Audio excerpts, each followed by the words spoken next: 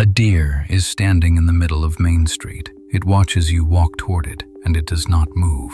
You get close enough to touch it. It isn't tame. It has just never, in its whole life, met a single thing that would hurt it. There's a plaque up at the overlook above town. This morning, for the first time, you actually read it. We don't ask the animals for permission when we build the highway. Ilya Sutskever said that back in 2019, one of the people who built the first of these AIs. He meant it as a warning. Standing over the deer, you finally understand which side of that sentence you're on. Your town has never looked better. The river runs clear for the first time in 80 years. You can see the stones on the bottom. The sign at the edge of town was replaced last spring. Same name, new second line. A historic and nature preserve. And under that, smaller, the way somebody in the county office might think was cute. A lot more tourists, though. Nothing here is ever broken for longer than a night. And nobody you know has a reason to be anywhere by 9. You started noticing it about a year ago. The town fixes itself while you sleep.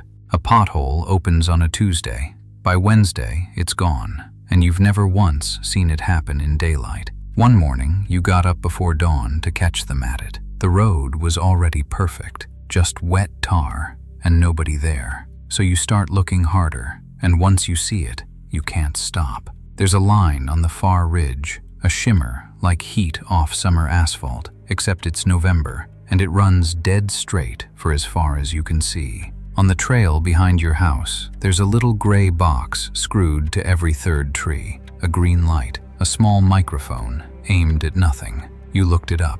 They're listening posts. They listen to the whole forest all the time so that nothing out there ever gets hurt.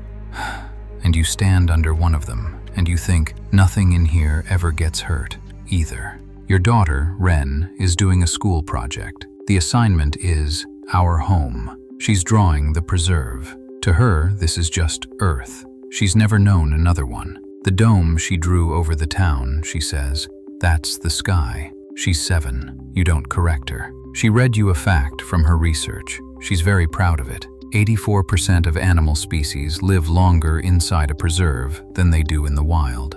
No predators, no hunger, no disease. She thinks it's a happy fact, and she's right. It is a happy fact. Later, after she's asleep, you pick up her tablet and scroll down, past the part she read. There's an exception. A short line about the animals that do worse inside the fence. The big ones, the slow ones, the ones that live a long time and were already at the top of everything. The ones that never had a natural predator in the first place. The elephants live longer in the wild, and you sit there in the dark and you can't stop asking the stupid, obvious question, which one are we? The next morning, Ren asks you something over her cereal. She wants to know why the tourists take so many pictures of the town when the town is just where they live. You tell her people like taking pictures. She thinks about that. Then she asks if the sky ends somewhere, because in her drawing it does, and she wants to get it right.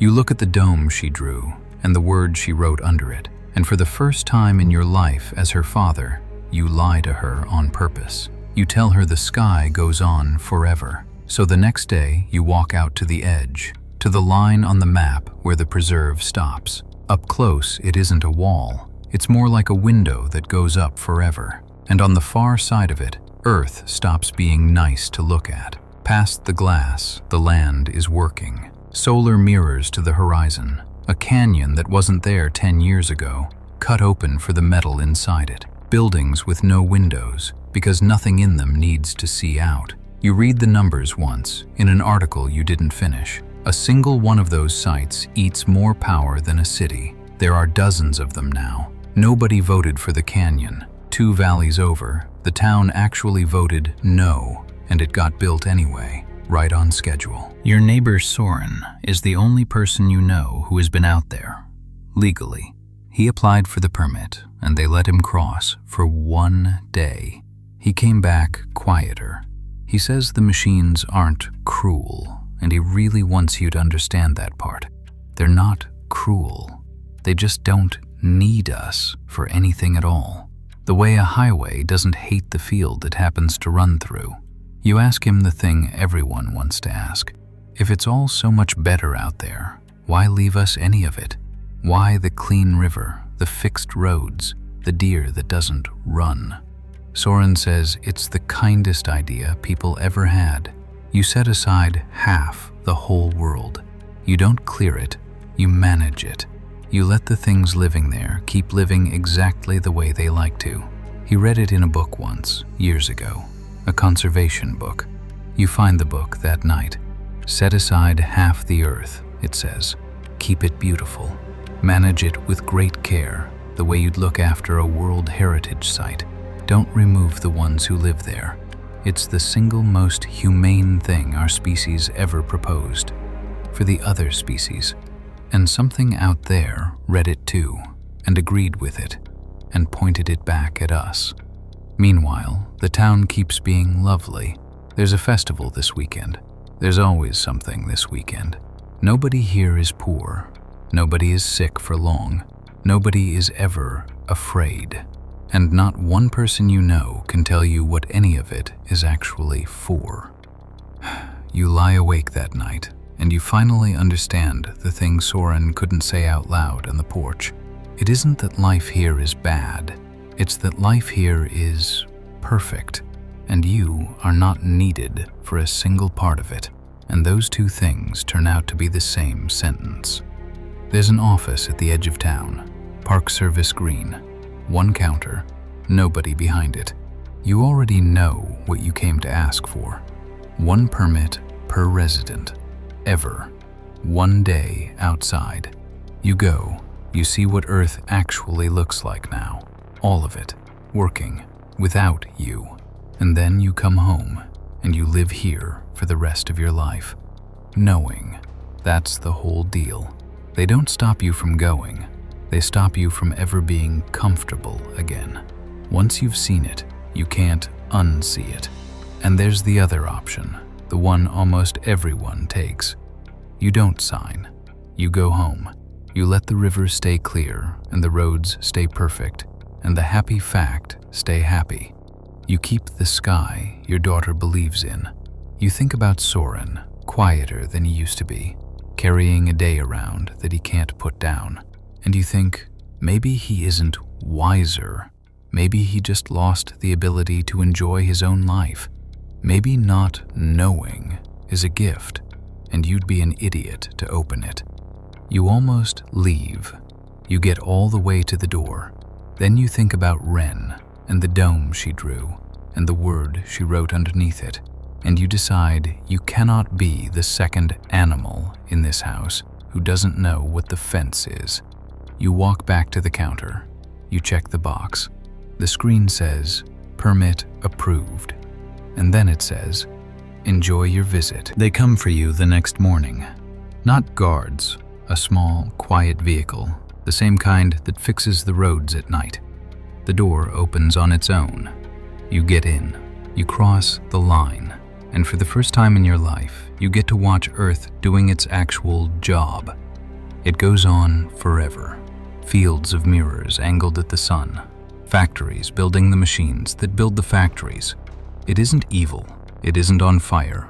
It's just busy and clean, and none of it is shaped like a person, because none of it was ever meant for one. You keep waiting to feel afraid. You never do. You feel exactly the way you feel standing at a scenic overlook, impressed, small, on the wrong side of the glass. Far out across the plain, there's a single tower, wrapped in gardens, with tiny people on its terraces. The ones who used to own the machines, back when owning them still meant anything. You're not going there either.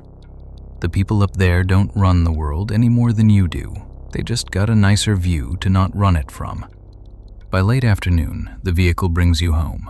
The glass parts. The air goes warm and clean again. The deer is still standing on Main Street. Everything is exactly as lovely as it was the day before. You stop at the sign on the way back in, the little joke line. A lot more tourists, though. And standing there, you finally get it. It was never a joke. It's the most honest sentence in town. Because the tourists aren't visiting from anywhere.